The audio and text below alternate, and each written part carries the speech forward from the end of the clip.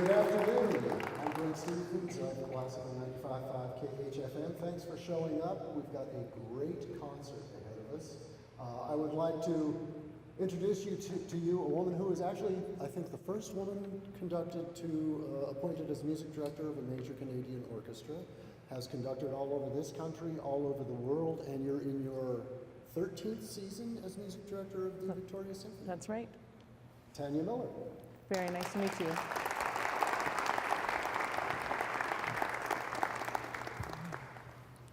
So we're going to start right off with the meat of the program, Tchaikovsky.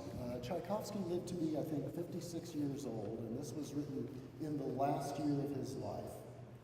In the last days of his life. He'd actually started a symphony, I think, on the way to America, and then tore it up. So talk about what kind of an experience that is. Well, composers are constantly second-guessing themselves, constantly wondering whether what they're writing is good or not. Tchaikovsky was especially this way. He was always full of self-doubt. And just before he wrote this symphony, he completed an entire symphony. Not just sketches. Not just sketches, finished an entire symphony and decided that it was utter garbage. He ripped it up. You can imagine what a low that would be. I know you're all time-efficient people as well. I know for myself, if I even waste 2 hours, I'm having a bad day. But imagine wasting months and months of work on something artistic that somehow just doesn't seem right to you, and you have to set it aside. And so in this feeling of great failure, he feverishly starts writing this symphony, which he declared in the end to be the best music he had ever written, his Symphony No. 6. Talk a little bit about the evolution of Tchaikovsky as a composer. We know some of his great works, the Piano Concerto and the great ballets, and he basically originated the idea of ballet with music and telling a story the way we know it. But he was always self-conflicted. Well, I think the main thing about Tchaikovsky is that he wasn't scared to truly usher in this era of describing emotions, describing stories through his music. I mean, some of it perhaps came from his association to ballet, but his last 3 symphonies, Symphony No. 4, 5, and 6, are all somehow related to the idea of fate, really a precursor perhaps to Mahler. And this sense that there's stories involved, there's passions involved, there's tragedy involved. He does it in such a way where he doesn't tell us what the programs are. He's a little bit, he leaves it a little bit up to our own vision, our own personal connection to the music, what that story can be, but definitely it's very personal for him. And when we interpret the Symphony No. 6, which we're performing this evening, you absolutely feel that there is a story absolutely permeating through the work. And you desperately want to get close to Tchaikovsky and know what that was. And it's extremely poignant when you realize that Tchaikovsky, he conducted the premiere of his symphony 9 days before he passed away. The first premiere after he passed away was, in a sense, like a memorial. If you can imagine, this music was re-performed, and suddenly everybody was aware of the tragic element of the symphony and started to wonder, was this some sort of goodbye? Did he know that he was going to die or not? It should also be said that there was a cholera epidemic in St. Petersburg at the time, and so people could relate to that as well because everyone had been touched by this play. That's right. There's all sorts of questions. No one can absolutely ever prove what happened to Tchaikovsky.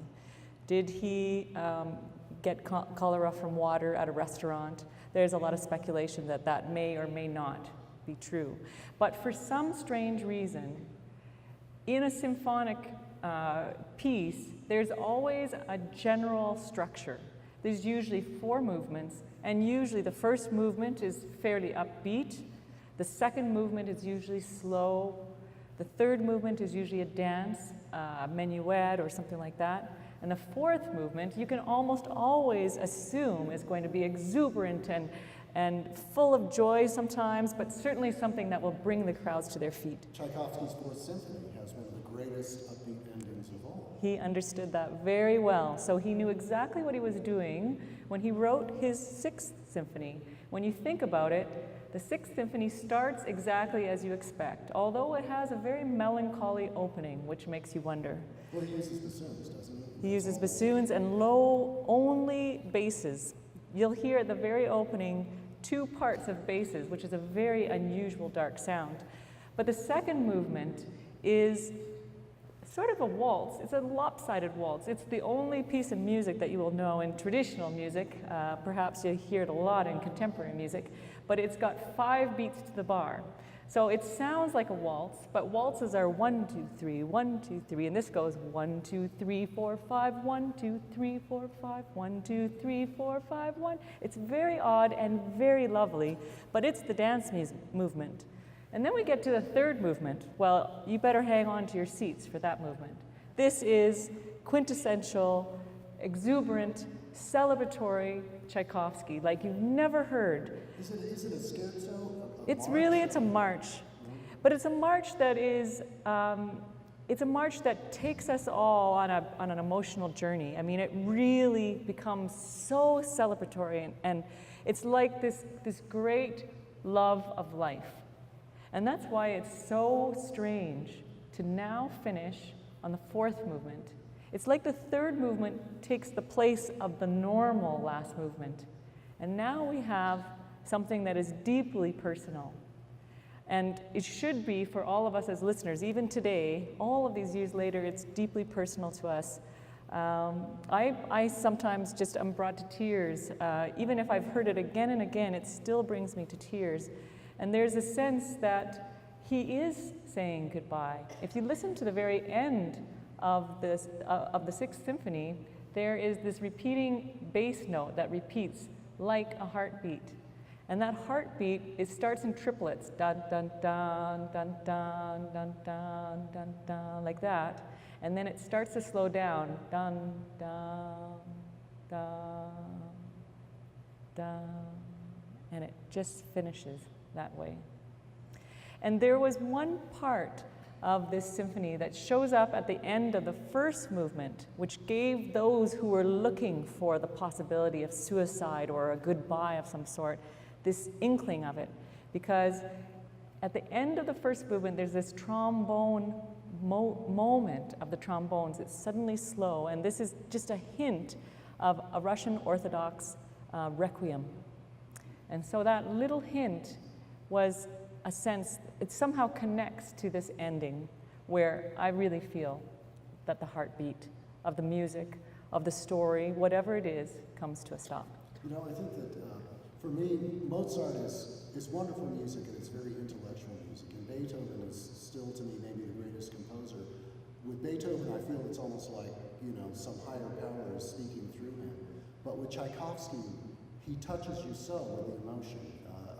I don't know if it's the spirit of the Russian character, or after a life of writing music, he knew how to use the colors of the orchestra so well to tell his story. Like you talked about the last movement, it teases you so long before it finally gets off. And the work in the woodwinds and all of that is just so gorgeous. He was an incredible orchestrator, yes, as well as a composer. He knew how to achieve the effects he wanted.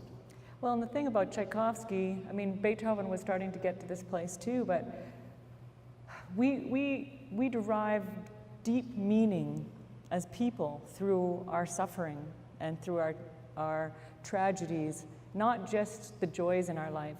I mean, we, in essence, as human beings, use and are inspired by music to change how we feel in a moment, in a lifetime.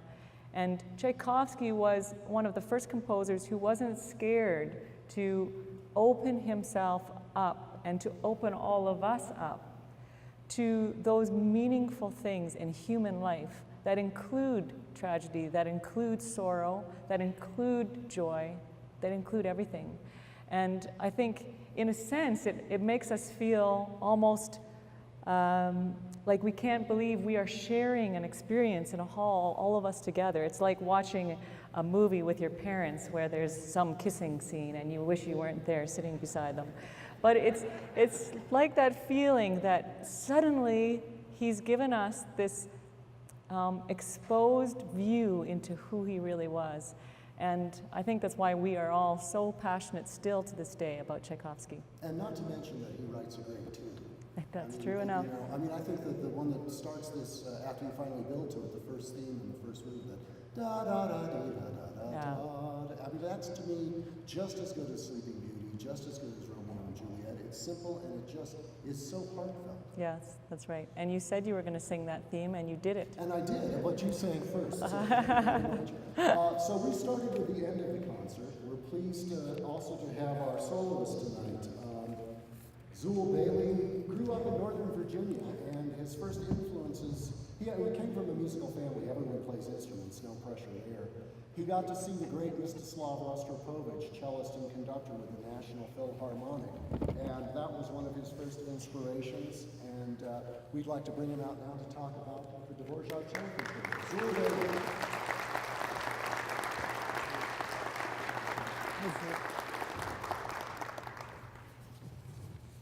So, first of all, is it true that you sort of came to playing the cello because you ran into one backstage and broke it? And these days with the internet, you have to be very careful what you say, because it'll be repeated 1 million times. That is actually the truth. My parents used, our social circle was going to musical events. They were both musicians and educators, and so they would take us to youth symphony concerts, regional orchestra concerts, the National Symphony, growing up in Washington, D.C. And yes, at age 4, I got loose from my mother and I went running backstage, and luckily it was a high school concert. And I hit the cello, it cracked, the neck broke off, and the rest is history. and you've spent the rest of your life apologizing to the instrument? Well, that's what I was saying, it was a high school concert. Thank goodness it wasn't the Kennedy Center or someplace where it would be a priceless instrument, or I would be in jail. So let's talk about, first of all, what makes a good concerto for any instrument?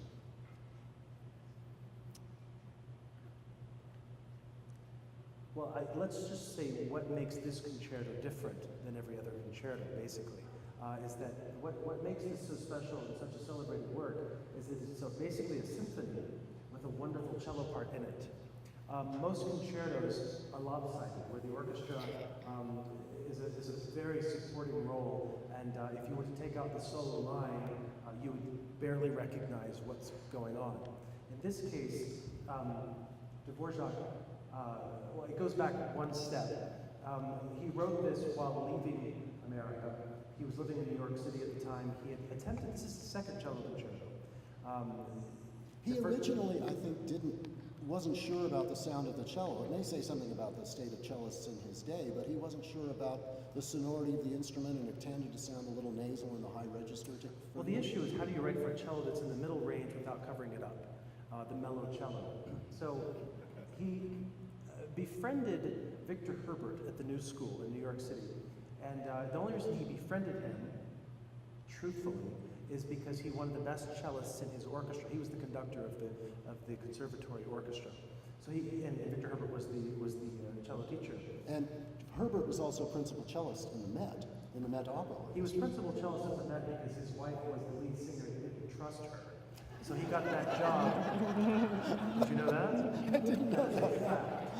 So he sat right there, watching her going. So he befriended Victor Herbert, and to keep this collegiality alive, he would go to, well, he went to his concert where he played the second cello concerto, Victor Herbert. And Victor Herbert wrote in such a beautiful way, so lyrical, and so in a way that the orchestra was magnificent but never got in the way. It re-inspired Dvorak to go forward. We were just talking today about the fact that during this time, Dvorak was in Buffalo and saw Niagara Falls for the first time in the glory of it all, and said, "This is my next great D minor symphony. I can see it, B minor symphony." And the next work he wrote was actually the New World Symphony in E minor, but the B minor symphony, cello concerto, was right there also with it. During that same time, this is why I kind of call it a life piece. He found out that his first love, Josephine, was dying back in Bohemia, and he tried to get back to see her before her death. He ended up marrying her sister because she rejected him in the end. Didn't get back in time, had already mapped out the whole cello concerto.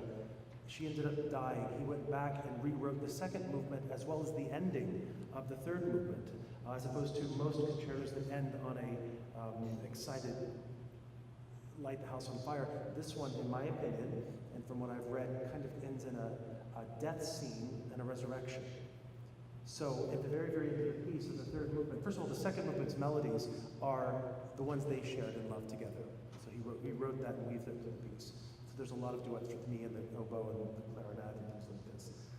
The last of the piece, it gets more and more and more, higher and higher and higher, and then it starts to just kind of wilt as a life would. Interestingly, that's when the timpanist, you'll hear,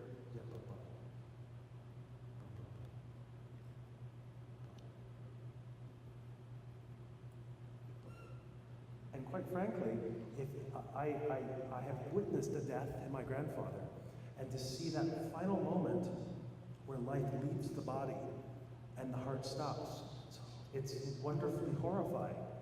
It's sad and also a release. And my whole family was around my grandfather when this happened, and to see the kind of, again, resurrection, there's something right after, something that's so final. That is the end for me. And so you'll see it. I told the timpanist after we were rehearsing, I said, don't make it perfect. Just stay with the beat, but don't try to make triplets or whatever you're doing. Just make it so it unravels. You're the heartbeat of this entire piece, and you're the end. Because the moment that the timpanist stops, I flatline, and I hit that final note, and then it starts to vibrate again, which is life, and then the piece goes to heaven. Now, Dvorak was a violist in the opera orchestra. So does playing a low instrument, you think, help him write for it and write for it in an orchestral setting? Well, because of this piece and because of a lot of composers realizing that the cello has the range of the human voice. In many ways, the cello is the perfect vehicle for composers to write their life story. One of the last work that was written of Elgar was his cello concerto. The last piece that Chopin wrote, one of the only pieces of chamber music he wrote, was the cello sonata. Even Rachmaninoff wrote a sonata for cello and piano, which has this magnificent piano part, of course, but has this soulful singing, like the human voice, of the entire 40-minute work. It's kind of like breaking the 4-minute mile. Once it was done, everyone saw it could be done, and they knew how to do it. So we're lucky that Dvorak heard Victor Herbert, a different level composer, but because of that, then of course Brahms heard this piece and went, where have I That's been? right, exactly. He said, if only I'd known that Yes, the and cello of could course he sound like went this. died. Come on. So anyway, Brahms, another example of the musician who doesn't move too far outside his circle. So, That's right. So the 20th century for us as cellists was a resurrection, a wonderful time, because then we had people like Rostropovich, who made Prokofiev and Shostakovich and Miaskovsky and Kabalevsky and all these wonderful lyrical composers write for the instrument. I find that I think the cello is the best instrument ever made. What do you think? well, We'll find out tonight, I think. my first instrument was the cello, partially because I knew I couldn't stand the sound of myself practicing the violin, so I took up the cello. What's the difference in a cello and a viola? What's that? What's the difference in a cello and a viola? The cello burns longer? There's a whole book of those. That's true. What we would like to do now with our last few minutes is turn it over to some questions from the audience. We have a couple of people in the audience with mics, so can we bring up the house lights just a little bit and raise your hand if you've got a question. We'll get a mic to you and shoot it out. Manson's coming down.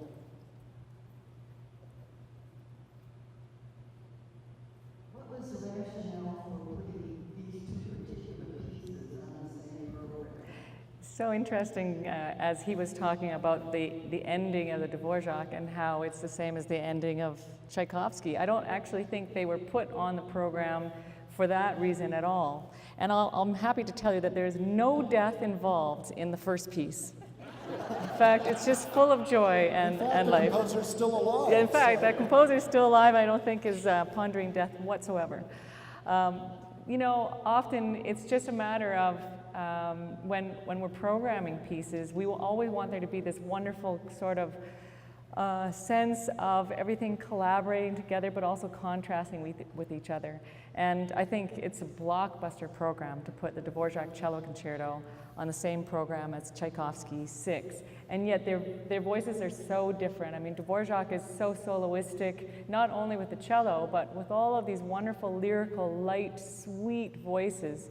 And then, in a sense, we ramp it up a few more notches when we get into the Tchaikovsky and the pathos that goes into that music. So there's a stillness and a loveliness in the Dvorak, and you know, so much more depth, I said, in a certain more intense way in the Tchaikovsky. And then, of course, the first piece on the program is written by Cindy McTee, who is from this area. She's an American composer. She wrote it only as far back as 1990. And it's just so fascinating and wonderful to have a piece of music on every program, I think, that is from our time and from our people.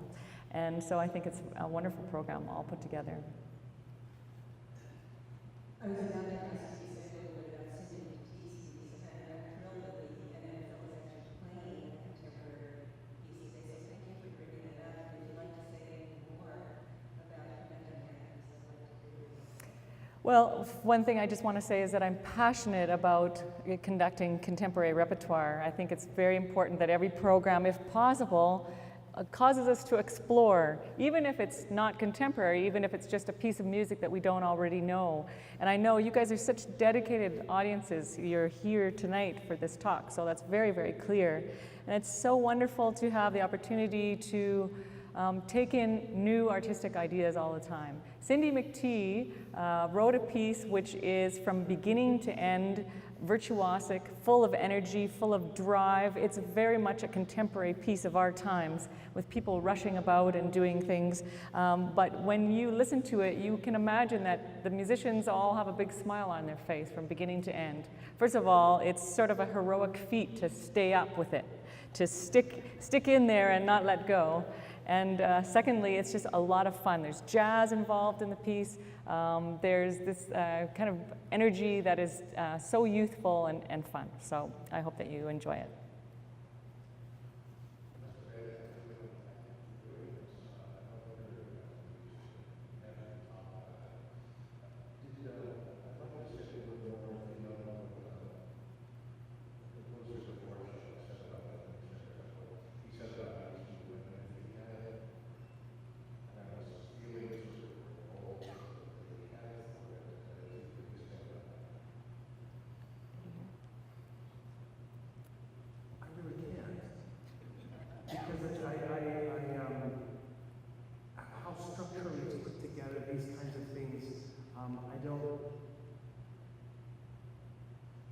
Even though I may have read and absorbed this kind of thing in books, that's not what has stuck to me.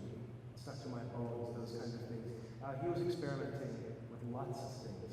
I mean, you'll see tonight, for instance, usually the concerto soloist jumps in very quickly. I'm 3 minutes and 28 seconds in. So I come out and she looks at me and she asks me if I'm ready. Are you ready? Who started? Who starts?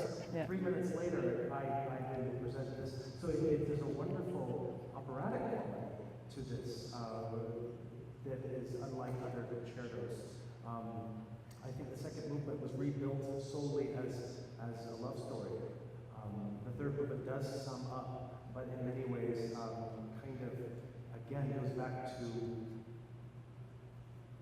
I actually see this as a perfect mirror to a class that I took in college called Music and Art and Through War. And it was a class that we would study the time period and what was happening in people's lives based on societies and how they expressed that out into two tools that they had, whether it be poets, artists, or musicians, and how you could compare the three, and they were very, very similar based on how people felt about how life was treating them at the moment. We are very lucky that Dvorak was an incredible composer. He was also innovative, and he was also willing to take a chance when he had failed before with an instrument like the cello. How it's structured, it's in 3 movements. Each movement's give or take 10 minutes long. There's a lot of repetition, but there are new, massive, expansive ideas.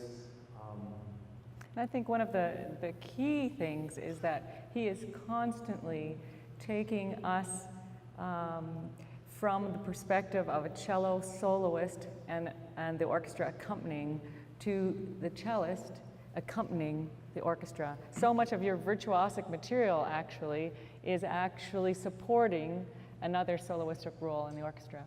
This is true, and I did an experiment one time. I played this piece quite a lot, but a lot of the technical writing was actually rewritten by a man named Vihan. And he wrote it to be technical because he's the guy who could play technically. But interestingly, it's distracting from the music. So the flute solo, da, da, da, da, da, da, Another singer. The cello part was originally written by Dvorak as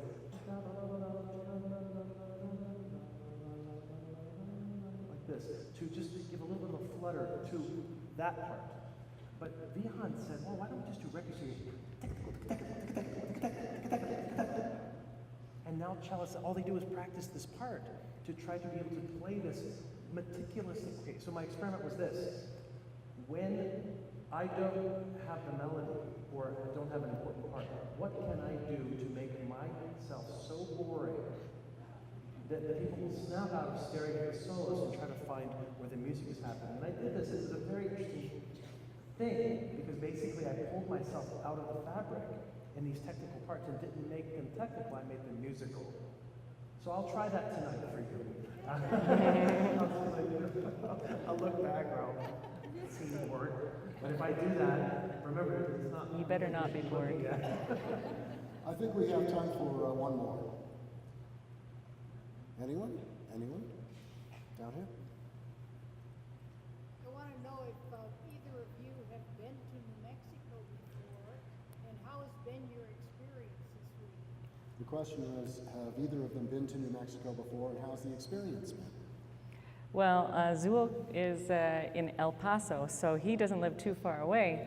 And I'll let him answer your question. For myself, coming all the way down from Vancouver, it's my first time in New Mexico. I've enjoyed it so much. When I arrived, we had this rainstorm and thunderstorm that made me think of home. So I thought, where is this desert that they're talking about? But eventually I have come to feel the wonderful weather that you have. I know it's probably a little bit more subdued than what you normally have, and I find this community to be so full of amazingly supportive, loving people in terms of this orchestra. I've been to several meals with people that are on your board, people who support your orchestra, and I am so amazed at how committed they are in this community to making sure that this symphony has a long life and has extraordinary support, and the love of art really comes through. So that's the thing that has spoken to me from being here. And Zul, briefly, because we've got... Sure. I heard of Albuquerque through one of my best friends, Awadadjan Pratt. Awadadjan and I have a duo. We've been performing together. We've known each other for 30 years and worked together all the time. And I visited here not knowing that I was going to fall in love with the Southwest myself and moved to El Paso, Texas in 2001. So I've been living in the Southwest since then, and I call this area home. This is my first time, though, playing with your orchestra. I played quite a bit in Santa Fe and, of course, throughout the areas surrounding, but it's very nice to be here, and thank you for having me. Zul, thank you, and Tanya, thank you, and thank you. Thank you very much, Bravo.